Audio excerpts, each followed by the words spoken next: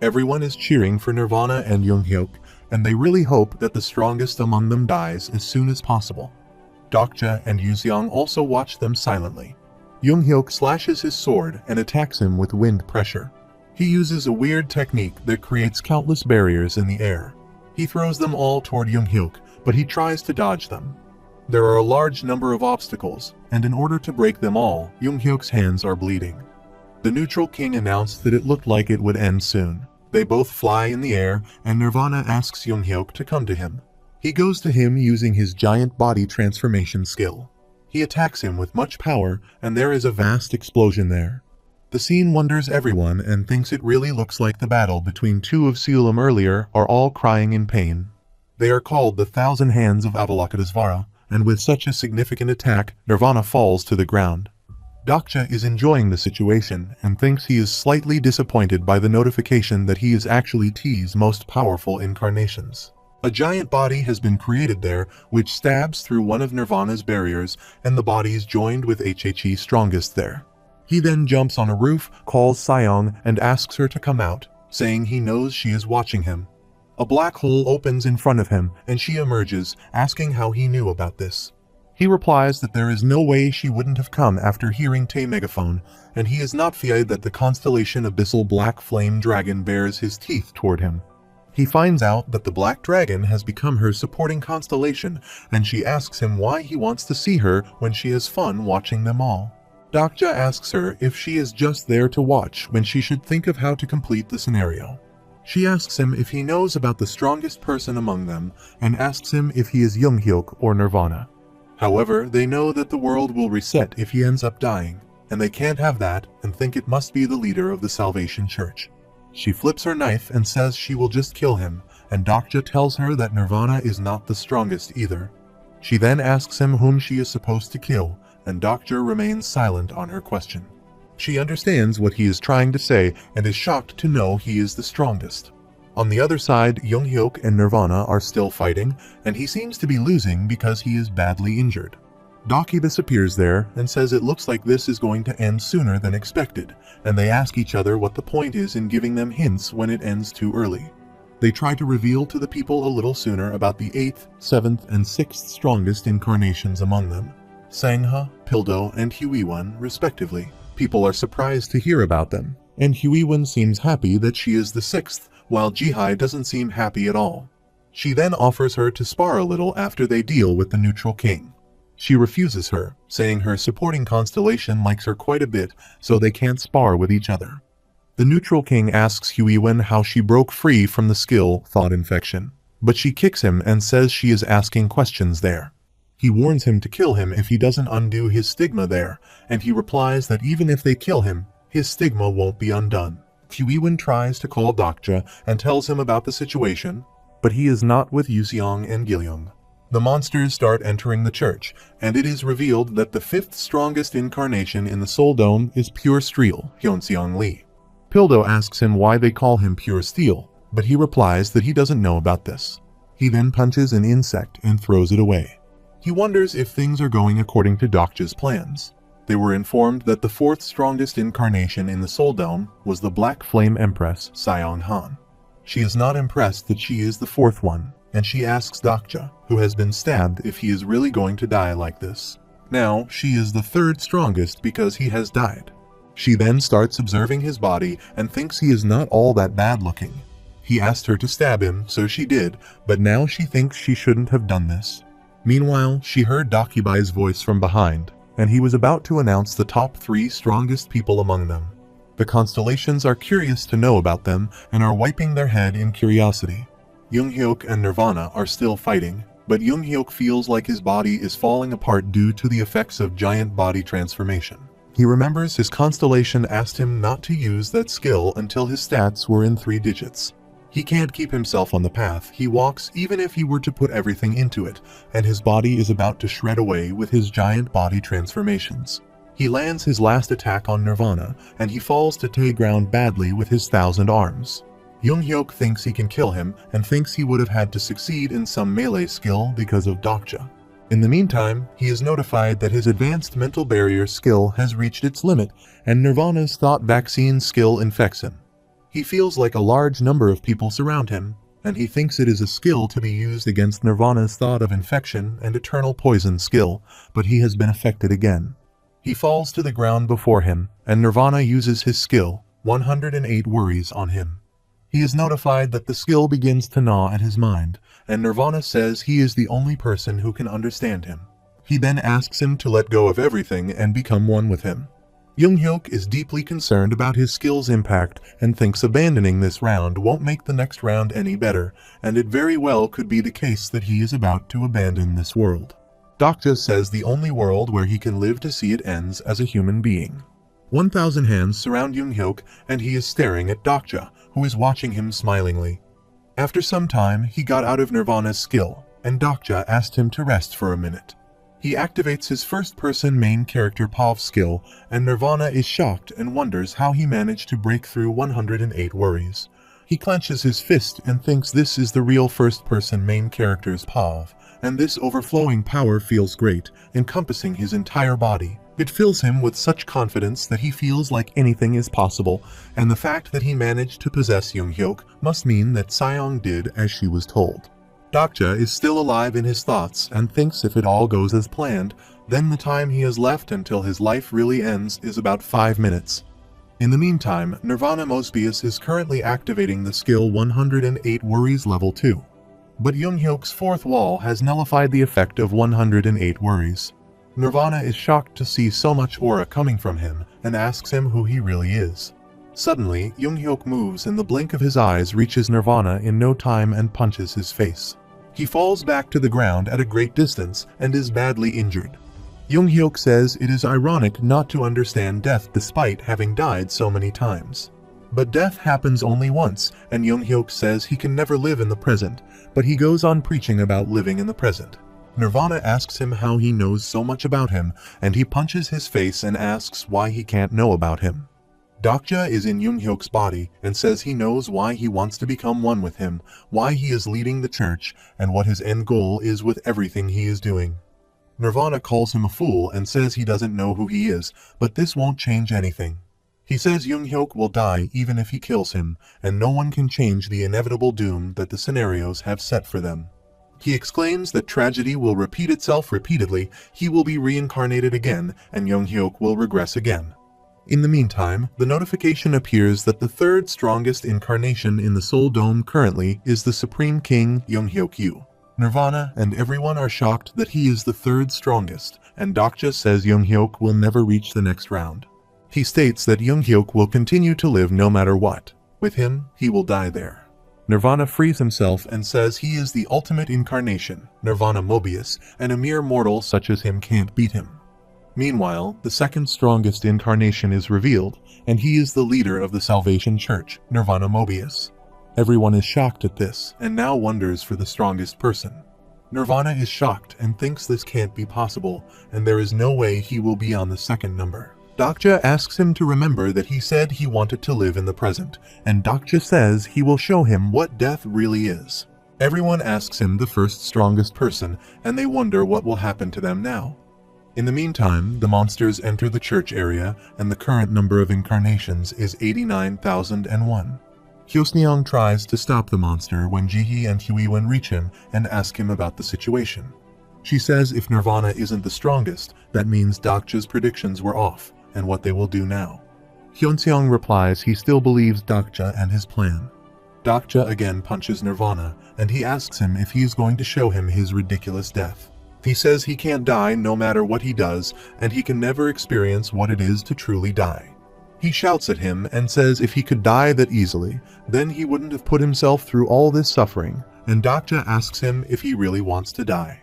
He says to him that he finds solace in seeing other people die because he himself cannot die, and that is why he has been spreading the Salvation Church's doctrines.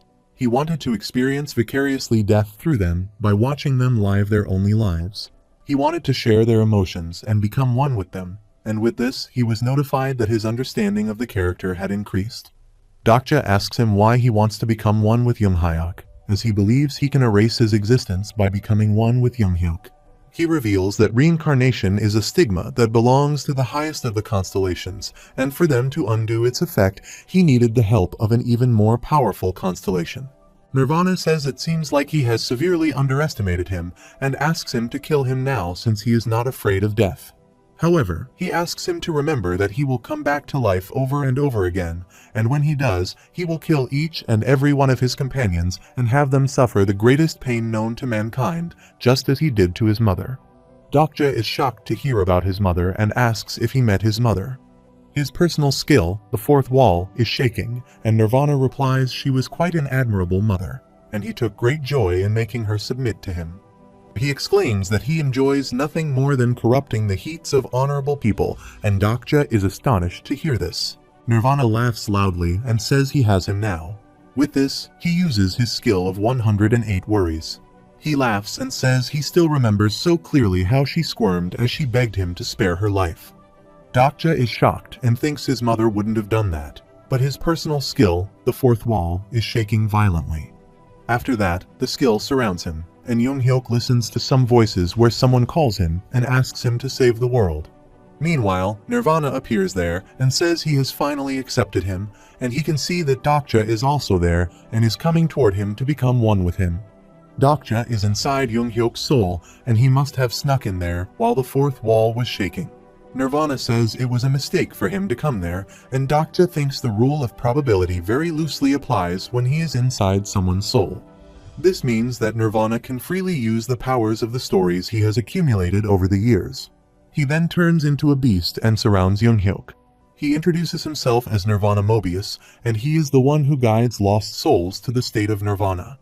Dokja asks him if he knows how reincarnation works, and says his soul cannot travel to the underworld when he dies because it is bound to Mandala's protector. By the laws of the high constellations, his soul just repeatedly possesses an empty vessel, which was birthed at the moment of his death. Dokja reveals that he is not immortal and may have had many bodies until now, but he only has one soul. Nirvana calls him nonsense and is about to attack him using his thousands of arms, but he is shocked to see that they can't touch Dokja.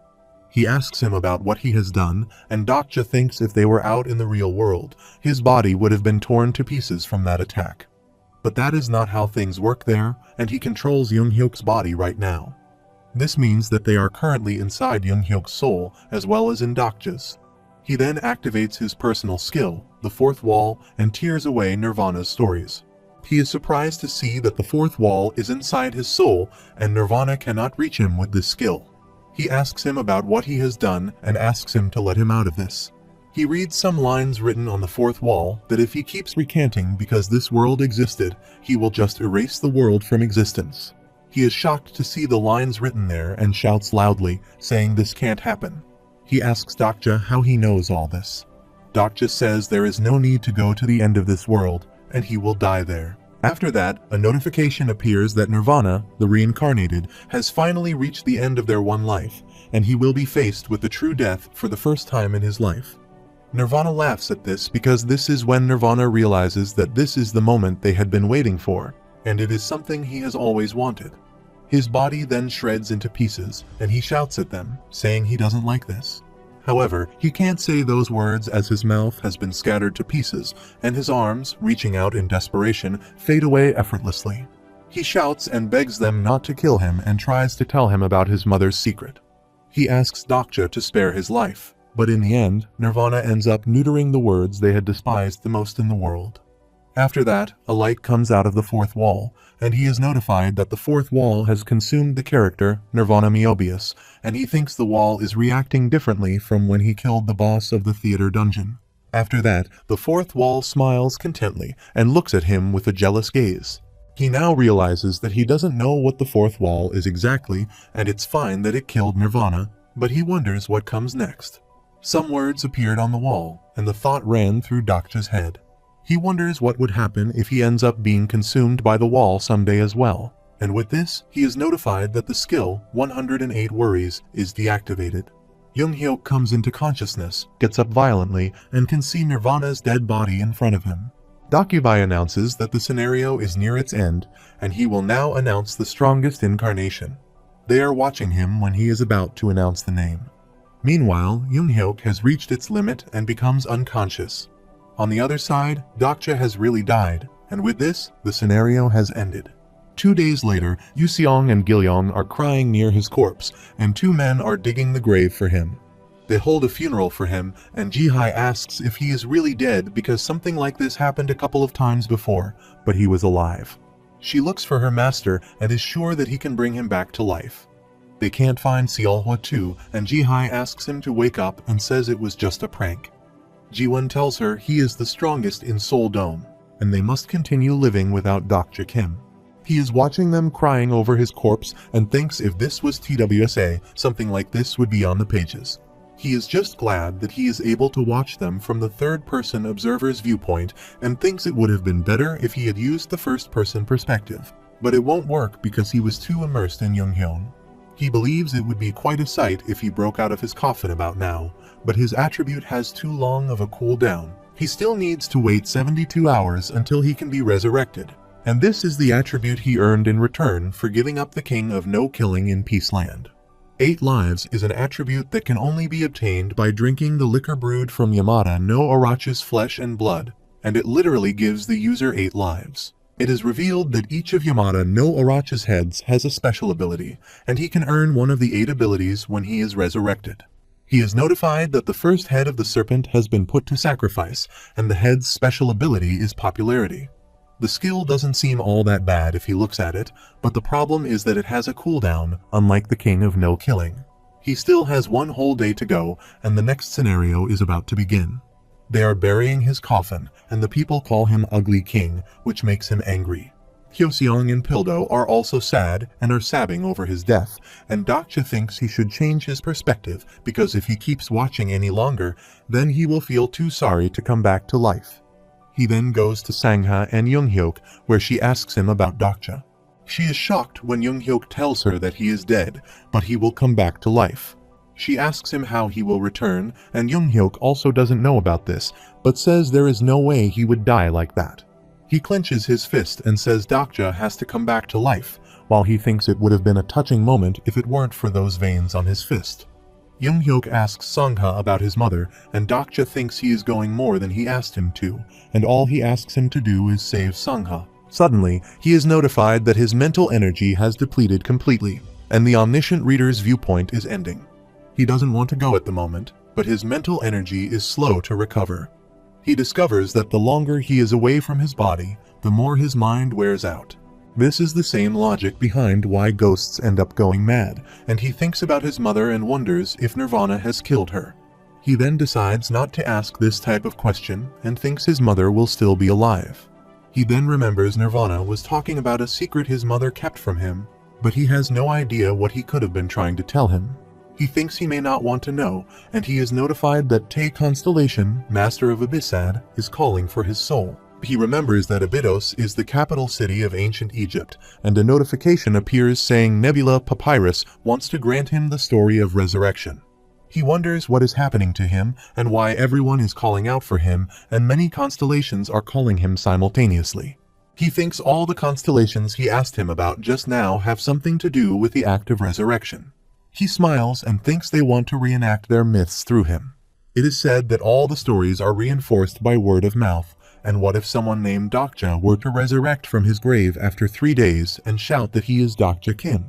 People will be taken back, and that constellation's mythos will be reenacted immediately. As a result, the constellation to which the myth belongs will acquire a large amount of probability, enough to let them interfere in the scenario. He can't believe they are thinking of getting the power to change the scenario with something as simple as resurrection. It may seem like he has the upper hand right now, but that isn't the case. The story of resurrection is a sensitive topic between constellations due to plagiarism accusations, and tensions between Eden and Badaz would be exceptionally high. If he chooses one, he might end up making enemies of the others, but if he refuses, then they will start hating him. He has enough on his hands to explain his resurrection to his friends, but if he became the public enemy of the constellations, they would not leave him. He is notified that the constellation wants to decide for him immediately. Still, another constellation, Queen of the Darkest Spring, insists that the Incarnation's decision matters the most. He wonders why Persephone is taking his side all of a sudden. Suddenly, he is shocked that the Queen of the Darkest Spring Constellation offers to invite him to a banquet. Meanwhile, a Dakibai recommends that he go to that banquet, and he gets him ready right away since it's a momentous occasion. He hurriedly changes his clothes, while his remaining cooldown time is 23 hours and 54 minutes. He thinks there is more than enough time, and it's a bit earlier than expected, but he would have to go there at least once. After that, the Constellation Backnote is currently underway, and the Queen of the Dark Spring has invited him to the Constellation Banquet as her partner. Dakibai tells him that a delegate of the Constellations who invited him will be there soon to pick him up.